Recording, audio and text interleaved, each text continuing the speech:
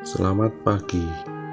Hari ini 25 Mei 2021, pekan biasa ke-8.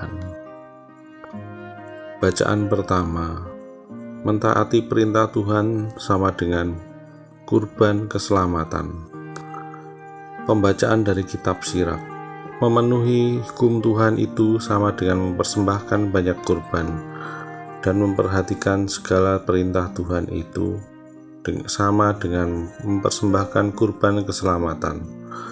Membalas kebaikan hati orang sama dengan mempersembahkan kurban sajian, dan memberikan derma sama dengan menyampaikan kurban syukur. Yang direlai oleh Tuhan ialah menjauhi kejahatan, dan menolak kelaliman itu sama dengan kurban penghapusan dosa. Jangan tampil di hadirat Tuhan dengan tangan kosong, sebab semuanya wajib menuruti perintah Tuhan. Persembahan orang jujur melemaki mezbah, dan harumnya sampai ke hadapan Yang Maha Tinggi. Tuhan berkenan akan kurban orang yang jujur dan takkan melupakannya. Muliakanlah Tuhan dengan kemurahan dan buah bungaran di tanganmu, janganlah kau sedikitkan. Bawalah pemberianmu dengan muka riang dan dengan suka hati, sertakanlah bagian 1/10 menjadi barang kudus. Berikanlah kepada Yang Maha Tinggi sesuai dengan apa yang diberikannya kepadamu. Itu pun harus dengan murah hati dan seturut penghasilanmu. Sebab Tuhan pasti membalas dan akan membalas engkau 7 kali lipat.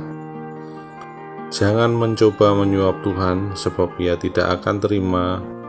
Jangan menaruh harapan pada kurban kelaliman, sebab Tuhan adalah hakim yang tidak memihak. Demikianlah sabda Tuhan. Bacaan Injil. Sekalipun disertai penganiayaan, pada masa ini juga kalian akan menerima kembali 100 kali lipat, dan di masa datang menerima hidup yang kekal. Inilah Injil Yesus Kristus menurut Markus. Setelah Yesus berkata betapa sukarnya orang kaya masuk kerajaan Allah, berkatalah Petrus kepada Yesus, "Kami ini telah meninggalkan segala sesuatu dan mengikuti Engkau." Maka Yesus menjawab, "Sesungguhnya aku berkata kepadamu, barang siapa meninggalkan rumah, saudara-saudari, ibu atau bapak, anak-anak atau ladangnya, pada masa ini juga ia akan menerima kembali 100 kali lipat, rumah, saudara laki-laki, saudara perempuan, ibu, anak, dan ladang, sekalipun disertai berbagai penganiayaan, dan di masa datang ia akan menerima hidup yang kekal. Tetapi banyak orang yang terdahulu akan menjadi yang terakhir, dan yang terakhir akan menjadi yang terdahulu." Demikianlah Injil Tuhan. Terpujilah Kristus. Renungan diambil dari buku Ziarah Batin. Berikanlah kepada Yang Maha Tinggi perpadanan dengan apa yang Ia berikan kepadamu, dengan murah hati dan sesuai dengan hasil tanganmu. Seringkali karena kesibukan melayani dan membantu di dalam hidup menggereja, kita lupa akan tanggung jawab kita sebagai bagian dari keluarga atau bahkan sebagai kepala keluarga.